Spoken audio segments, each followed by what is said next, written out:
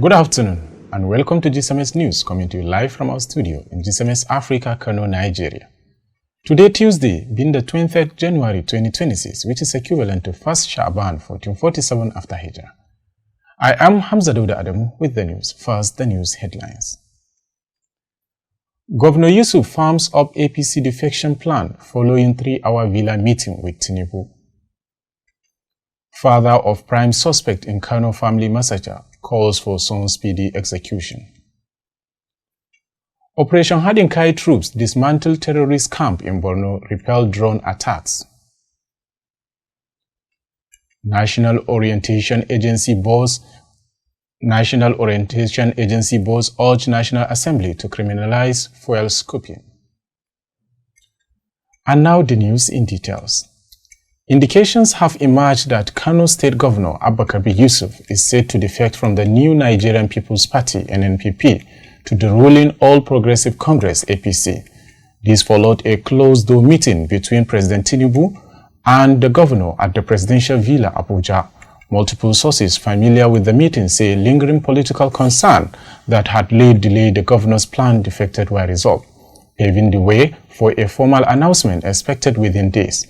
However, the development comes amid week of intense political speculation in Kano State, where Governor Yusuf reported intention to join the APC has dominated public discourse and strained his relationship with former governor and NNPP national leader Senator Rabiu Musa Kwankwaso. Meanwhile, sources say the governor's hesitation was linked to uncertainty over his political future within the APC, including assurance on his 2027 re-election bid, the survival of political structure, and the security of his supporters within the ruling party. Also, these concerned insiders revealed were addressing the meeting with President Tinubu. The meeting reportedly lasts about 3 hours. Governor Yusuf arrived at the presidential villa around 4 p.m., dressed with a white gown with a red cap, and departed shortly after 7 p.m. Troops of the Joint Task Force Northeast under Operation Hadinkai have cleared several Boko Haram and ISWAP terrorist camps in Timbuktu Triangle area of Borno State. The military also repelled coordinated drone attack launched by the terrorists during the operation.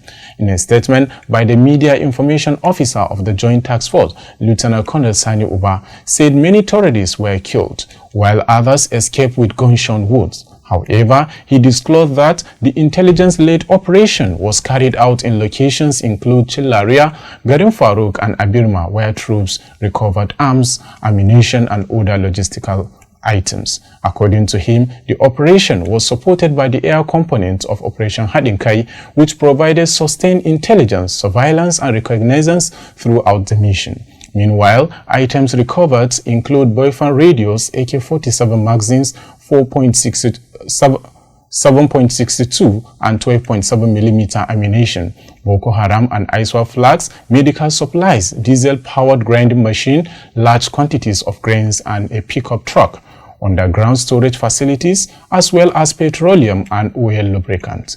Lieutenant Colonel Uba also added that troops came under armed drone attack around midday and later in the evening, but maintained pressure on the terrorists, forcing them to withdraw. The father of Umar Awolu, the prime suspect in the murder of a housewife and 6 children in Doreyi Chiranchi Quarters, Kano, has called for a speedy trial of his son and all other involved in the crime. Speaking in a viral video recorded in Kano, Malam Awal, who appeared visibly distressed, said he will not attend the court proceeding unless formally summoned, insisting there was no justification for a prolonged trial given the gravity of the offense. Malam Awal said neither he nor the suspect mother will be present in the court unless required, adding that his son should not continue to remain in prison at political expense after committing such a heinous act. However, he argued that justice should be swift, stressing that the victim included his sister, her children, his wife's sister, and her co-wife. Meanwhile, the Kano State Police Command had earlier announced the arrest of 3 principal suspects in connection with the Dorei killings, which they include Umar Awolu of 23-year-old of Sabuwar Gandu quarters is Yaku Yakubu, also known as Chebe, 40 years, from Sagaigi quarters, and Yakubu Abdul Aziz, popularly called Wawo, of 21 years, of Sabongida Sharada quarters. Also, the police further disclosed that Umar Awolu, alleged to be the leader of the syndicate and a nephew of the deceased housewife, confessing during the interrogation. He also reportedly admitted that the same group carried out the other violent attack in recent times, including the killing and burning of two housewives in Tudunyola area of Kano. You are still watching to GCMX News Africa. Stay tuned as we come back shortly.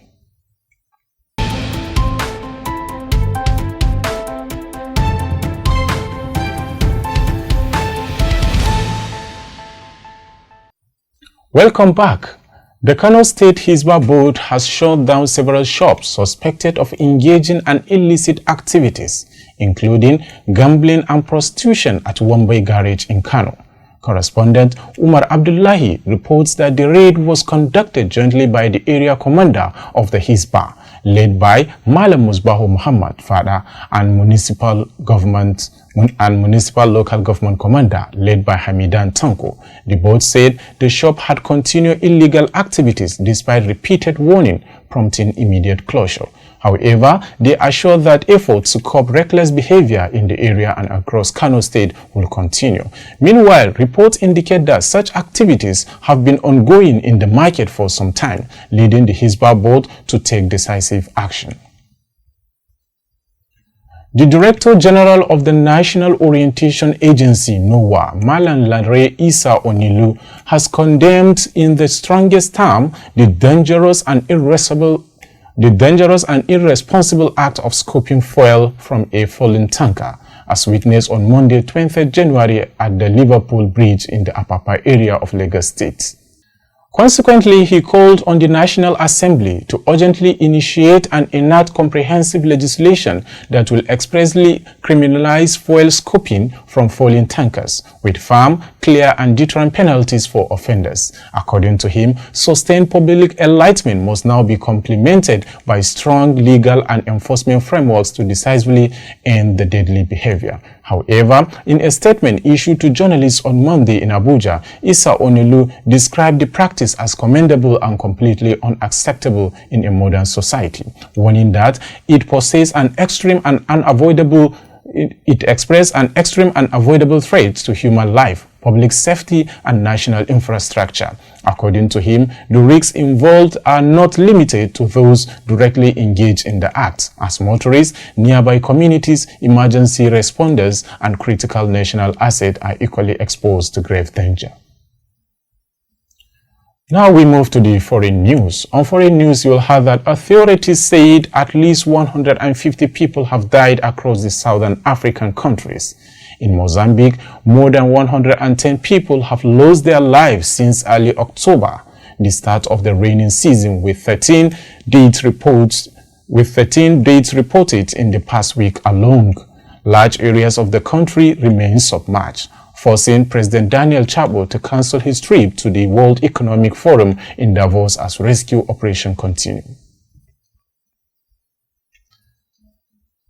However, rivers have burst their banks, engulfing entire neighborhoods and displacing thousands of residents. Meanwhile, in one harrowing case, a woman was forced to give birth on a rooftop while sheltering from the flood waters. Social media images shows muddy water sweeping through the city of Zaizai, around 200 kilometers northeast of the capital Maputo in the Limpopo River Basin. Also, in South Africa, officials said the death toll has risen to 38 in the northeastern province of Limpopo and Mpumalanga, which border Mozambique, after weeks of relentless rain.